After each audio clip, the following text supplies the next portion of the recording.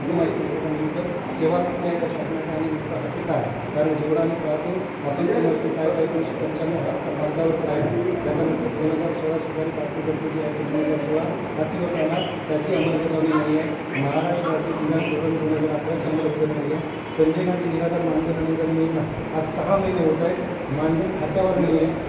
स्थानिक स्वराज्य संस्थांमध्ये जिल्हा परिषद असेल, ग्रामपंचायत असेल, पंचायत समिती असेल किंवा नगरपंचायत, नगरपरिषद, नगरपालिका आणि महानगरपालिका यांच्याकडे 5% राखीव निधी अद्याप दिव्यांगावर खर्च झालेला नाही आहे. कुठलाच आमदार महोदय आपण एवढी मोठी पुढाकार घेऊन आम्हाला घराच्या बाहेर पडून आम्हाला व्हीलचेअरवर नेऊन मतदान करून घेतले आणि हे मतदानामध्ये निवडून आलेले हे लोकप्रतिनिधी एकही आमदार त्याच्याकडे 30 लाख रुपये दरवर्षीचा निधी खर्च करत नाही. इथे नियोजन अधिकारी आहे, यांच्याकडे वारंवार पत्र केले, प्रत्येकाने अर्ज केले, सगळे रितसर अर्ज दाखल केले. त्यांच्या मतदार कार्डचे दिव्यांगाच्या प्रमाणपत्रासहित इतर जर अर्ज दाखल करून आमदार निधी खर्च होत नाही, खासदार निधी खर्च होत नाही.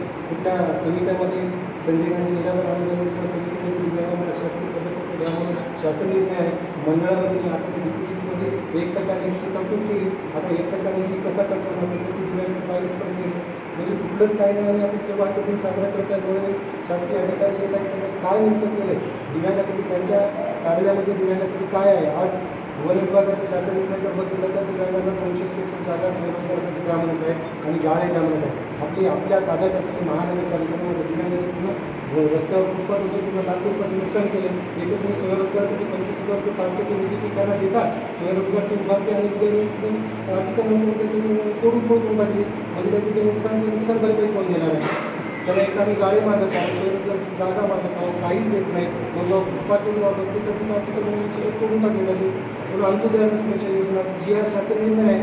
अंत्योदय अन्न सुरक्षा योजनेची शिधापत्रिका नाही. दिव्यांगांना कुठलं स्वस्त धान्य किरकोळ हे काम नाही आहे दिव्यांगासाठी. आज सेतू सुविधा केंद्र आपण दिलेलं आहे, सेतू सुविधा केंद्र प्रत्येक शासन निर्णय त्या शासन निर्णयाची अंमलबजावणी झाली आहे का, दिव्यांगासाठी खरंच हे कागद होती की काय आहे, त्यासाठी आज आम्ही पुढच्याकडून गेलं आम्हाला कुठलं निवेदन आपण दिलेलं आहे. आज आम्ही वाटतो की देशमुख आले, पालकमंत्री, आमदार, खासदार समिती सर्व शासकीय कार्यालयाचे अधिकारी येणार. आम्हाला वाटतं की पालकमंत्री येणार आहे.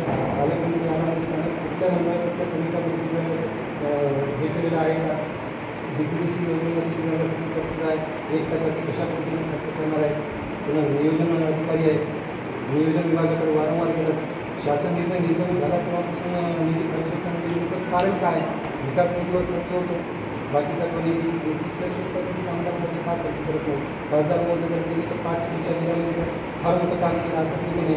5 लाख रुपये दिले म्हणून मला पत्र दिलं नियोजन अधिकाऱ्यांना, तर असं नाही व्हायला पाहिजे. म्हटल्यानंतर आमच्यासाठी काही नसेल तर आम्ही इतर आम्हाला गोळ्या झाडा घासावर चक्कर किंवा आम्ही येऊन आम्ही देण्याला करणार.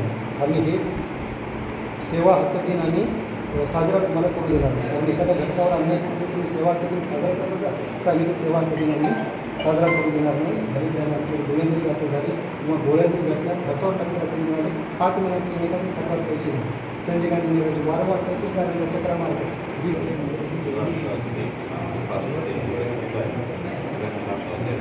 मागे काढलेलं आहे